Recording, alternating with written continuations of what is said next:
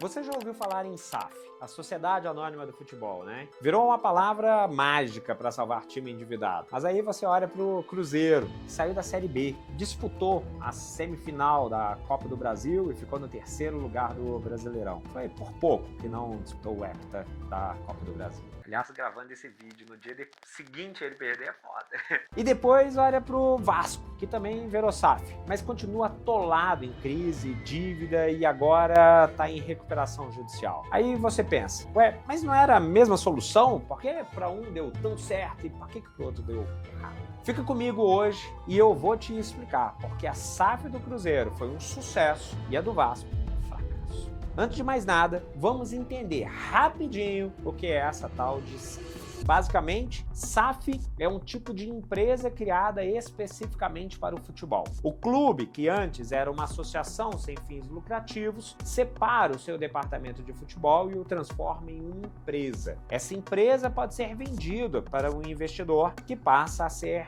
o dono do futebol do clube. A ideia é fazer a gestão profissional, dinheiro novo e acabar com aquela bagunça de presidente que só pensa em eleição. Parece perfeito, né? Mas, como a gente viu, Cruzeiro e Vasco, o buraco é mais embaixo. Vamos começar com um caso de sucesso. Cruzeiro. O clube estava no fundo do poço, 3 anos na Série B, uma dívida gigantesca sem perspectiva nenhuma. Em 2022, Ronaldo Fenômeno compra 90% da SAF do Cruzeiro. O investimento inicial dele foi a assinatura e um cheque de 50 milhões de reais. Mas, principalmente, a assinatura dele. O nome, Ronaldo Fenômeno. Muita gente duvidou, mas o que ele fez foi genial. Primeiro, ele estancou a sangria, fez como uma atividade empresarial mesmo, cortou custos, renegociou dívidas, colocou a casa em ordem e assegurou que o time pudesse se reerguer. O time, mesmo sem grandes estrelas, conseguiu o acesso para a Série A em 2023. O primeiro passo foi dado ali. O Cruzeiro estava de volta à elite, mas durante todo esse processo, o Cruzeiro renegociou suas dívidas através de uma RJ,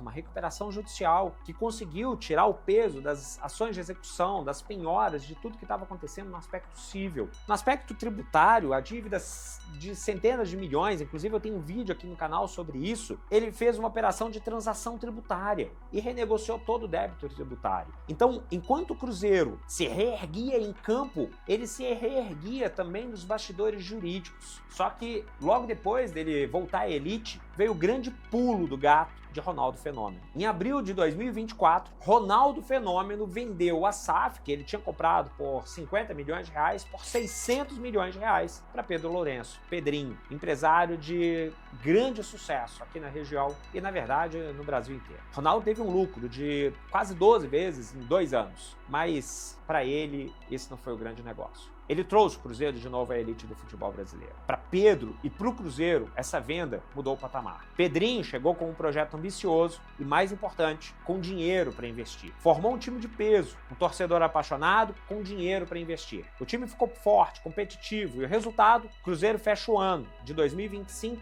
em terceiro lugar do Brasileiro e semifinalista da Copa do Brasil, com vaga garantida para a Libertadores da América. Diferente. Pessoal do outro lado da lagoa. A gestão se tornou profissional. O foco passou a ser o resultado em campo e a saúde financeira. A dívida ainda existe e é enorme, mas toda ela está equacionada, como eu disse, na RJ e na transação tributária. Além disso, o clube tem uma receita de quase 400 milhões por ano e um caminho claro para pagar o que deve. Cruzeiro é a prova de que a SAF, quando bem feita, funciona. Agora vamos lá para o Rio de Janeiro. Vamos para o outro lado da moeda, o Vasco. O clube também estava fundado em dívidas e viu a SAF como a sua salvação. Em 2022, vendeu 70% do seu futebol para um fundo de investimento americano, 777 Partners.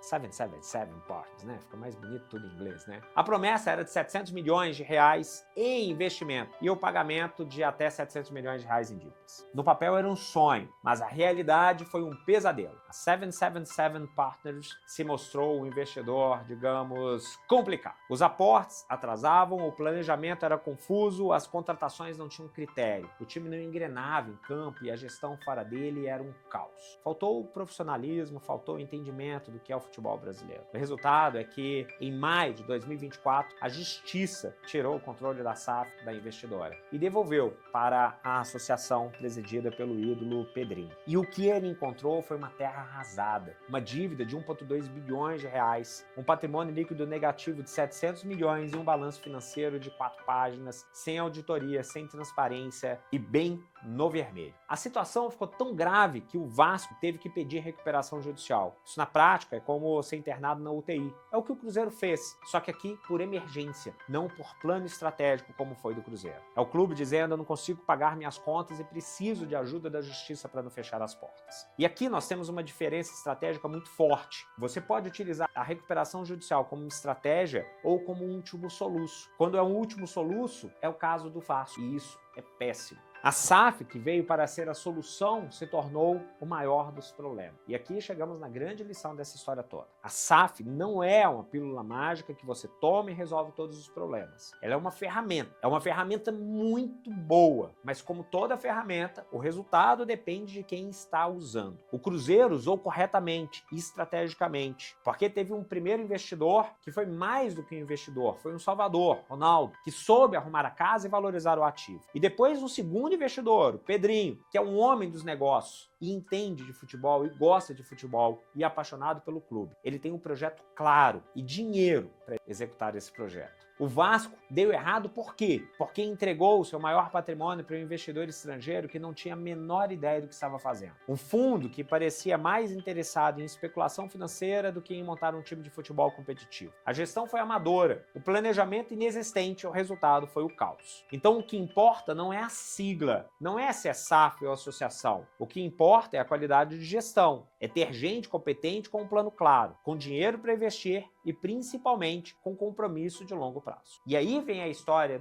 da estrutura jurídica. Se você tem dinheiro para investir, compromisso de longo prazo e planejamento, a estrutura jurídica é o que vai dar base, solidez para isso. Os dois precisam caminhar junto. E essa é a lição que vale para qualquer empresa, não só para clube de futebol. Você pode ter o melhor produto do mundo, a melhor estrutura, mas se tiver uma gestão ruim, você vai quebrar. E você pode ter um negócio simples, mas se tiver um bom gestor com visão e disciplina, você vai crescer. Em ambos, a estrutura jurídica é essencial para te dar a base para você se desenvolver. Na hora de buscar um sócio, um investidor para o seu negócio, não olhe só para o dinheiro que ele tem. Olhe para a competência, para o histórico dele, para o projeto que ele tem na sua mesa e, principalmente, para como você vai formar o contrato de sócios para que ele esteja ao seu lado. Um sócio ruim com um contrato ruim pode te levar à falência. Um sócio bom pode te levar ao sucesso, como o Pedrinho está fazendo com o Cruzeiro. Mas desde que a estrutura jurídica dê base para esse crescimento. No final das contas, a história do Cruzeiro e do Vasco nos ensina que não existem atalhos para o sucesso. A SAF pode ser um caminho, mas não um milagre. O que faz a diferença no futebol e na vida é a gestão profissional e a estrutura jurídica profissional, planejamento, disciplina e gente competente agindo. O Cruzeiro entendeu isso e hoje colhe os frutos. O Vasco ignorou isso e hoje paga o preço. A lição é dura, mas é claro. E você? O que você acha dessa história toda? Acredita que a SAF é o futuro do futebol brasileiro? Deixa aqui a sua opinião nos comentários. E se você quer entender mais sobre como estrutura jurídica pode salvar uma empresa, seja ela um clube de futebol ou não, se inscreve no canal, porque aqui eu te ensino como proteger o patrimônio que você está construindo ou já construiu. Um abraço e até o próximo vídeo.